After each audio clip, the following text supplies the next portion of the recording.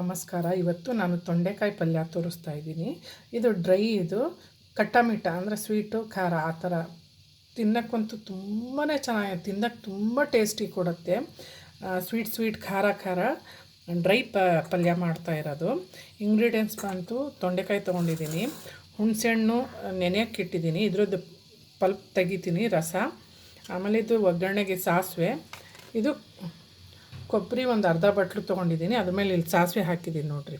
ಇವೆರಡು ತೆರಿಯಾಗಿ ರುಬ್ಕೊಳ್ತೀನಿ.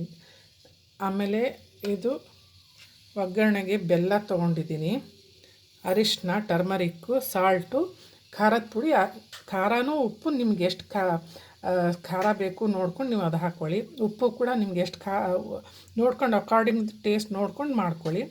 ಬೆಲ್ಲ, ಇದಿಷ್ಟೇ ಸಿಂಪಲ್ ಇಂಗ್ರೀಡಿಯೆಂಟ್ಸು, ಕ್ವಿಕ್ಕಾಗಿ ಆಗೋ ರೆಸಿಪಿ ಮತ್ತು ತುಂಬಾ ಈಸಿ ಮತ್ತು ಸಖತ್ತು ಟೇಸ್ಟ್, ಅಂದರೆ ಅಷ್ಟು ಚೆನ್ನಾಗಾಗತ್ತೆ. ಸೈಡ್ ಡಿಶ್ಶಿಗೆ ನೆಂಚ್ಕೊಳ್ಳೋಕ್ಕೆ ಇದು ಮಾಡ್ತಾ ಇರೋದು ತುಂಬ ಟೇಸ್ಟಾಗುತ್ತೆ. ಓಕೆ, ಇದು ಮಾಡೋ ಮೆಥಡ್ ನಾನು ತೋರಿಸ್ತೀನಿ. ಓಕೆ, ಎಣ್ಣೆ, ಸಾಸಿವೆ ಹಾಕಿದ್ದೀನಿ,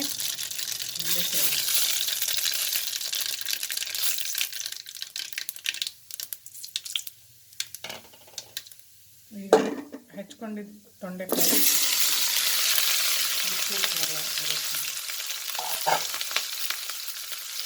ಬೆಲ್ಲನೂ ಹಾಕೋಣ. ಆಮೇಲೆ ಇಷ್ಟು ಇಂಗ್ರೀಡಿಯೆಂಟ್ಸ್ ಕೂಡ ಹಾಕೋದು.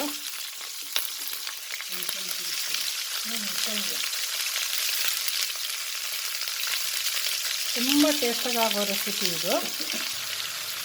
ತೊಂಡೆಕಾಯಿ ಎಲ್ಲ ಇಂಗ್ರೀಡಿಯೆಂಟ್ಸು ಹಾಕ್ತಾಯಿದ್ದೀನಿ. ಇಲ್ಲಿ ನೋಡಿ, ಎಲ್ಲ ಒಟ್ಟಿಗೆ ಹಾಕಿ ಮಾಡೋದು.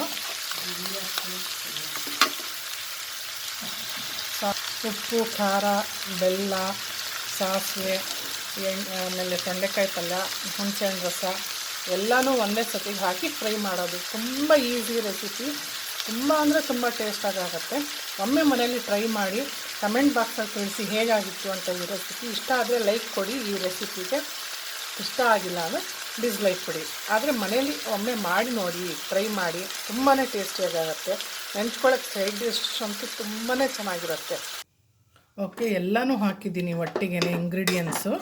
ಈಗೆಲ್ಲ ಬೇಕು ಬಿಡೋದು ಅಷ್ಟೇ, ಇನ್ನೇನಿಲ್ಲ. ಉಪ್ಪು ಖಾರ ಎಲ್ಲ ಒಮ್ಮೆ ಚೆಕ್ ಮಾಡ್ಕೊಳ್ಳಿ. ಸ್ವೀಟ್ ಬೇಕು ಅಂದರೆ ಸ್ವೀಟು ಕೂಡ ನೋಡ್ಕೊಂಡು ಆ್ಯಡ್ ಮಾಡಿರಿ ಲಾಸ್ಟಿಗೆ. ಈಗ ನಾನಿದು ನೀರು ಹಾಕಿದ್ದೀನಿ, ನೀರು ಹಾಕಿ ಈಗ ಬೇಯಕ್ಕೆ ಬಿಡ್ತೀನಿ ಅಷ್ಟೇ. ಇದು ಡ್ರೈ ಫ್ರೈ.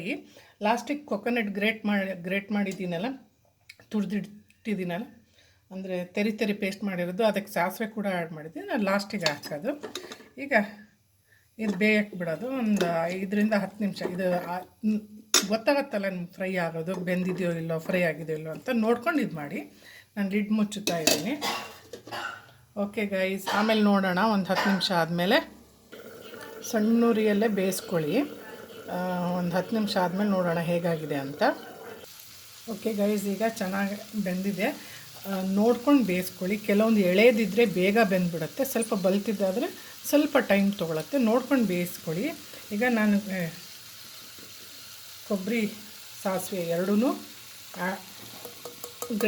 ಗ್ರೇಟ್ ಮಾಡಿದ್ದು, ಅಂದರೆ ತೆರಿಯಾಗಿ ಬ್ಲೆಂಡ್ ಮಾಡಿದ್ದು ಹಾಕ್ತಾಯಿದ್ದೀನಿ. ಈಗೆಲ್ಲನೂ ಹಾಕಿದ್ದೀನಿ, ಮಿಕ್ಸ್ ಮಾಡ್ಕೊಂಬಿಡೋಣ.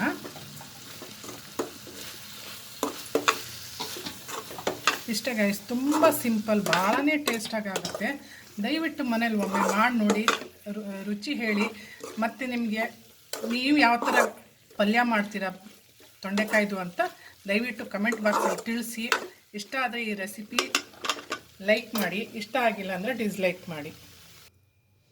ಓಕೆ ಗೈಸ್, ತೊಂಡೆಕಾಯಿ ಪಲ್ಯ ರೆಡಿಯಾಗಿದೆ. ಕಟ್ಟ ತೊಂಡೆಕಾಯಿ ಪಲ್ಯ ಮನೆಯಲ್ಲಿ ಒಮ್ಮೆ ಟ್ರೈ ಮಾಡಿ, ಕಮೆಂಟ್ ಬಾಕ್ಸಲ್ಲಿ ತಿಳಿಸಿ. ಇಷ್ಟ ಆದರೆ ಲೈಕ್ ಕೊಡಿ, ಇಷ್ಟ ಆಗಿಲ್ಲ ಅಂದರೆ ಡಿಸ್ಲೈಕ್ ಕೊಡಿ.